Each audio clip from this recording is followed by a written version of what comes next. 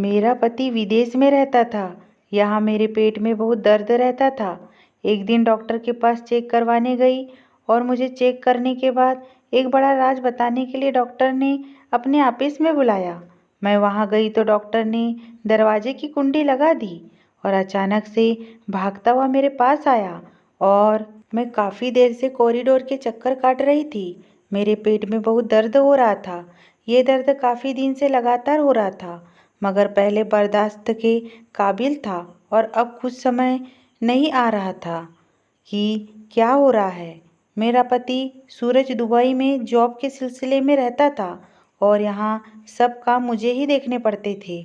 अब भी मुझे अकेले ही आना पड़ा था और इसी बात से मुझे बहुत तकलीफ हो रही थी।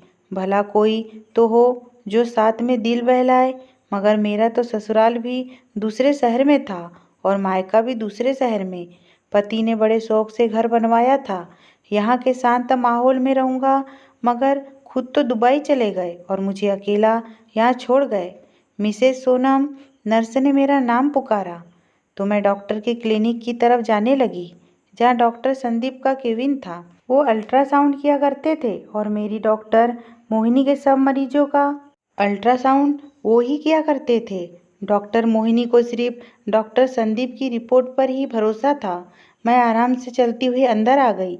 डॉक्टर अभी कोई रिपोर्ट बनाने में मशहूर थे। उन्होंने मुझे बेड पे लेटने का इशारा किया और खुद अपना काम करने लगे।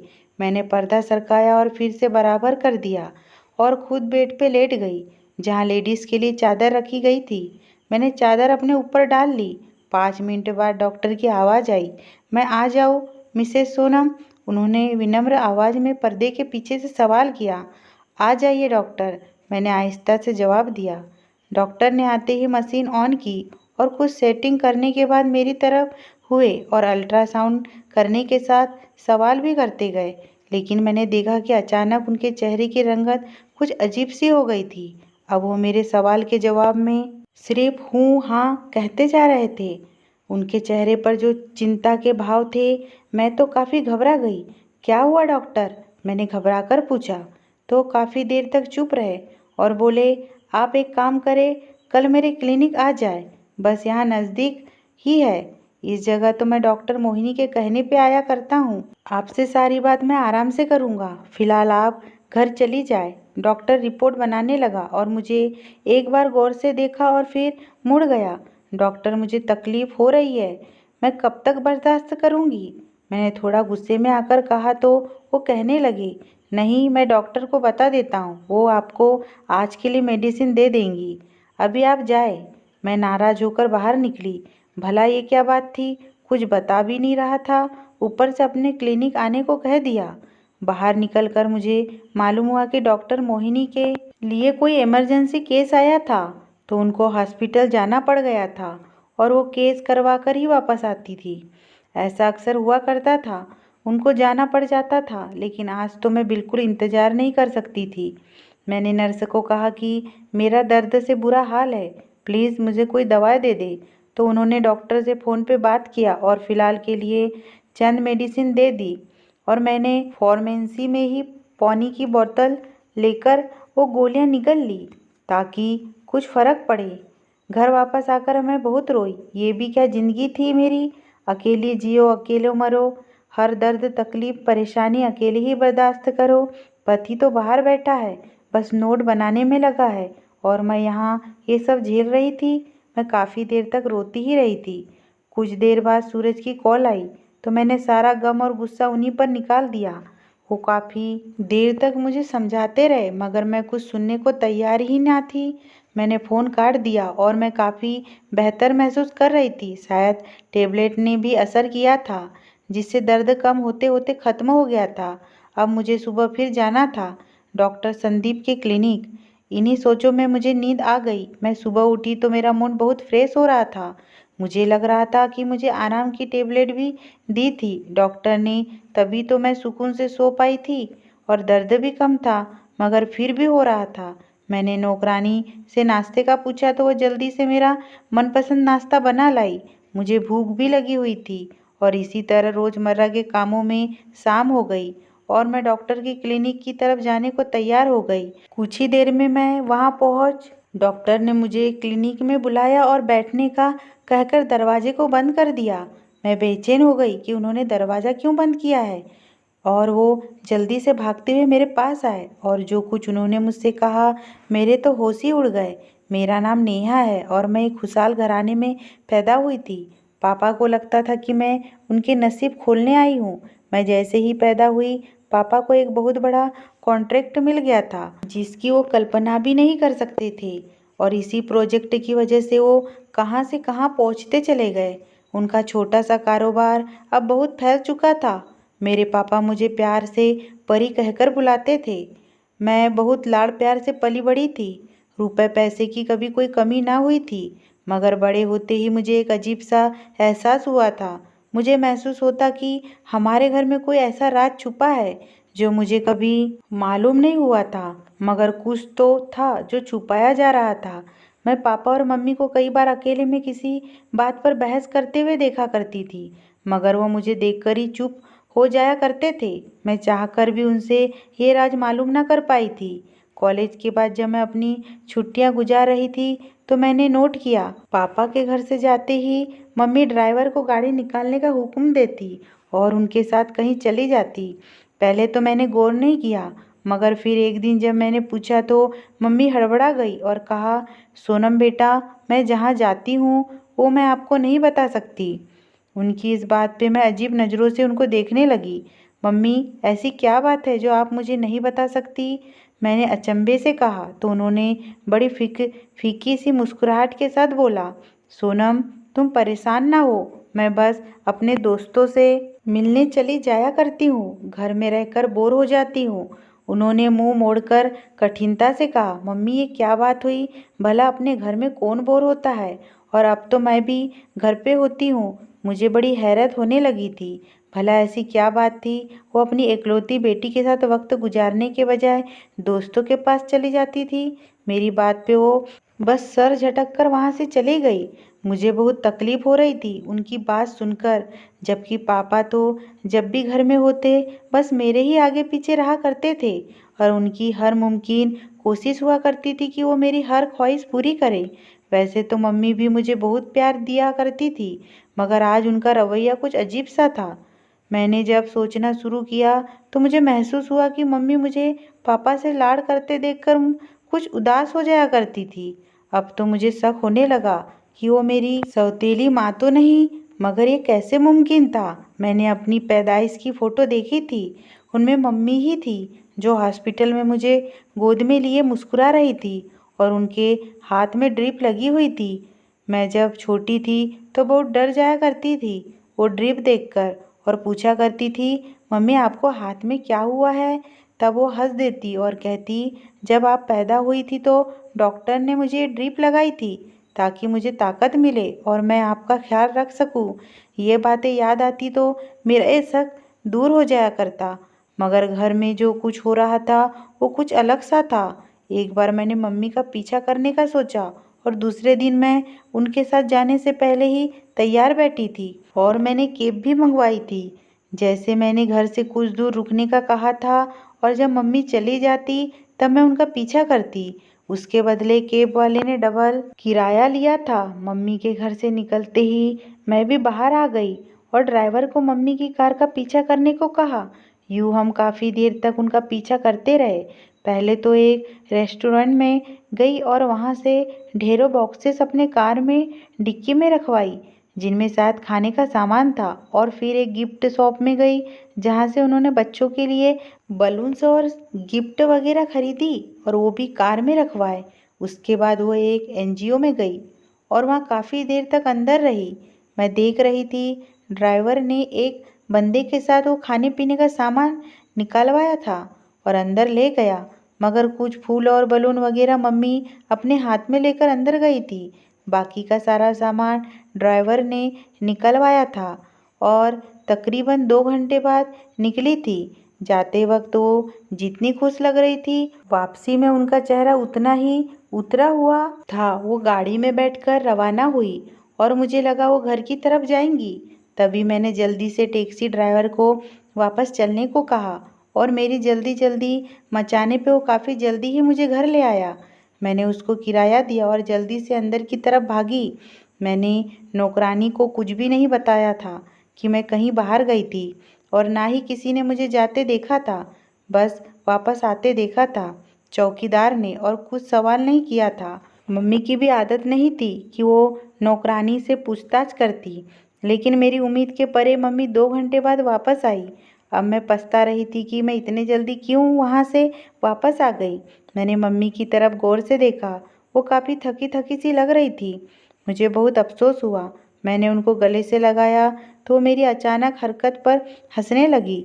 पगली, क्या कर रही है? अपनी प्यारी सी मम्मी से प्यार कर रही हूँ, मैंने लाड़ से कहा तो उन्होंने मेरा माथा चूम लिया।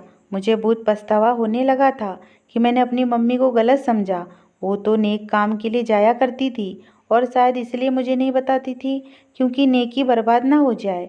उस दिन के बाद मैंने उनका खोज खबर लेना छोड़ दिया। वैसे भी मेरी यूनिवर्सिटी में एडमिशन होने वाला था। मैंने अपनी पढ़ाई के लिए बहुत सीरियस थी। जब मैंने आगे की प्लानिंग पे ध्यान देना शुरू किया था, लेकिन फिर मैंने एक रात जब पानी पीने के लिए किचन की तरफ जाने लगी तो मुझे पापा के कमरे से बातों की आवाज़ आने लगी। वो बातों की नहीं, हमेशा की तरह बहस की आवाज़ें थी। मुझे जानने की इच्छा हुई तो मैंने दरवाजे से कान लगाकर सुनना शुरू किया।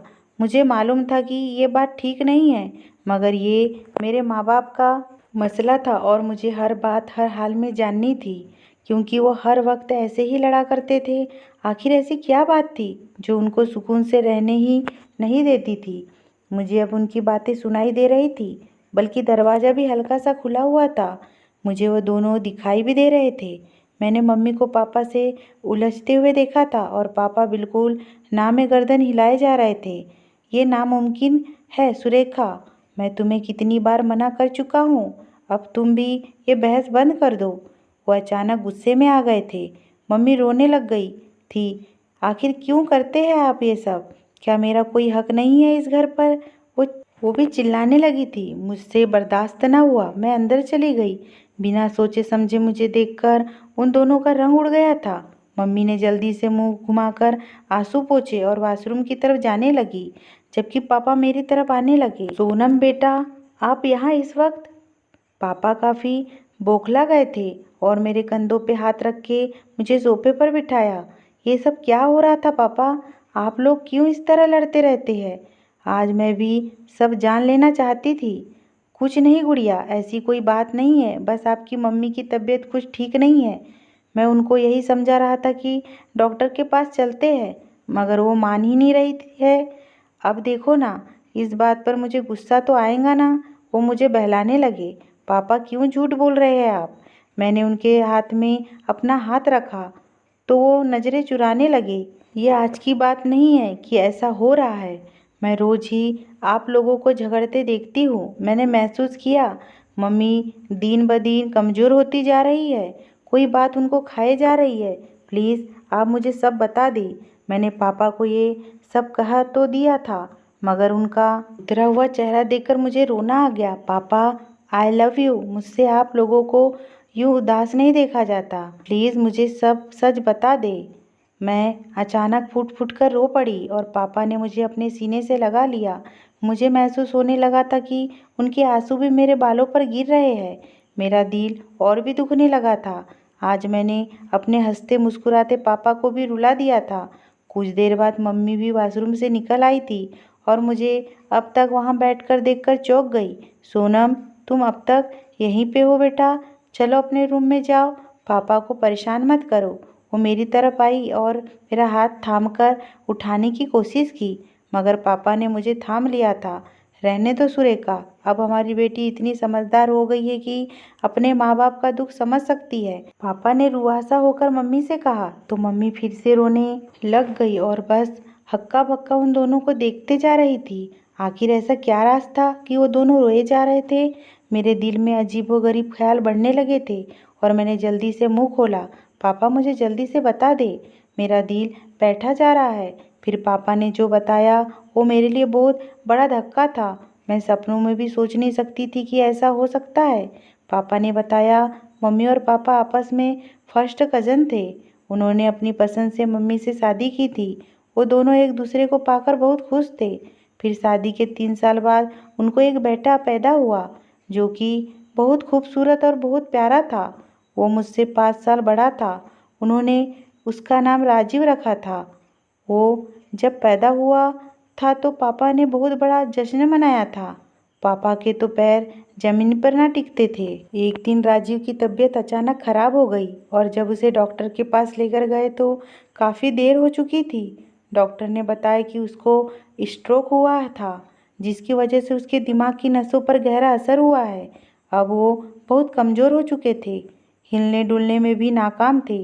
पापा ने उसकी काफ़ी टेस्ट करवाए, मगर जब उन्हें असल बात मालूम पड़ी तो उनके पैरों तले से ज़मीन निकल गई थी। जब शहर के सबसे बड़े डॉक्टर ने उनको बताया कि आपके बच्चे को स्ट्रोक नहीं हुआ है, बल्कि ये तो पैदाइशी ऐसा है, इसका कोई इलाज नहीं है, डॉक्टर ने अफसोस से कहा।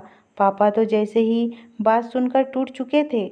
मगर डॉक्टर साहब, कोई तो इलाज होगा, मैं सब कुछ करने को तैयार हूँ।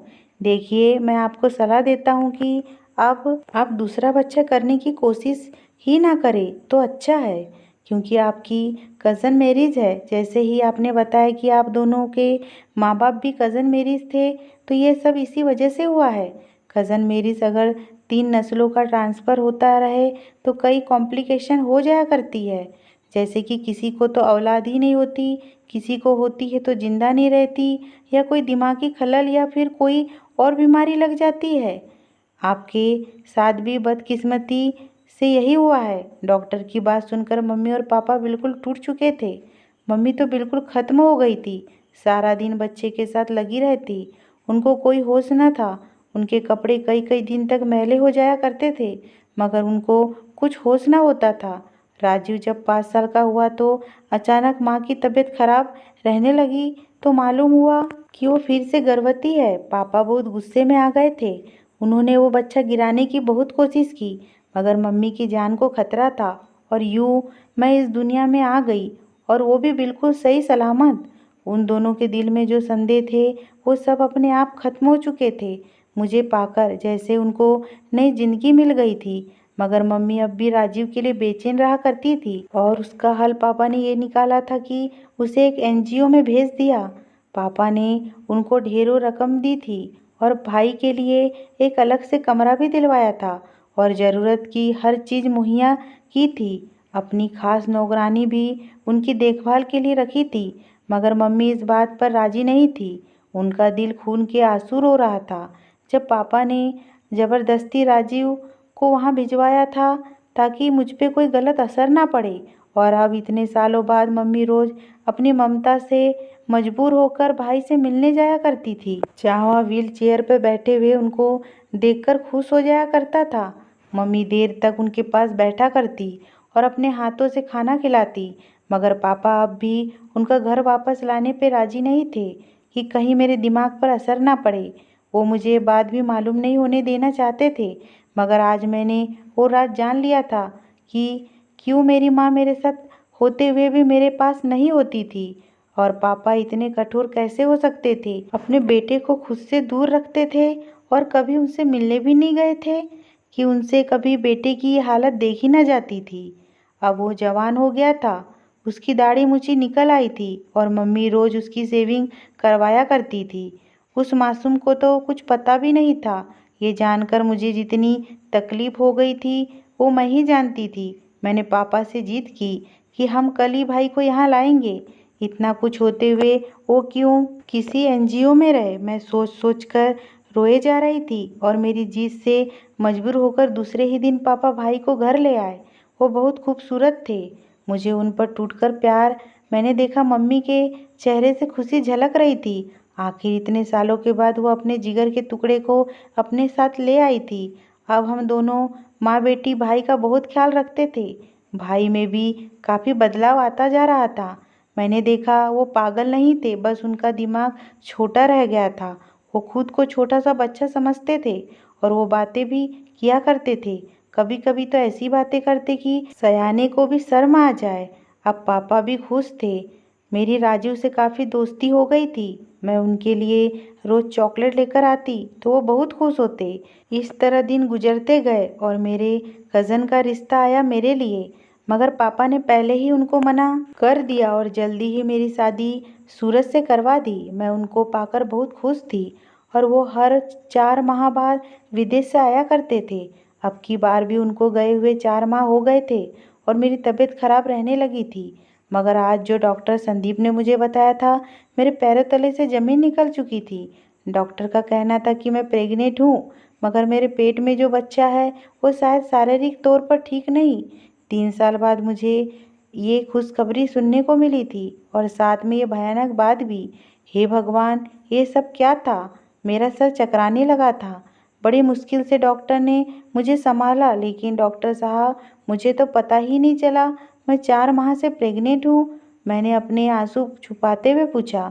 हौसला रखिए मैडम, होता है कभी कभी ऐसा, और आपका पहला बेबी है तो आपको ज़्यादा तजुर्बा भी नहीं था।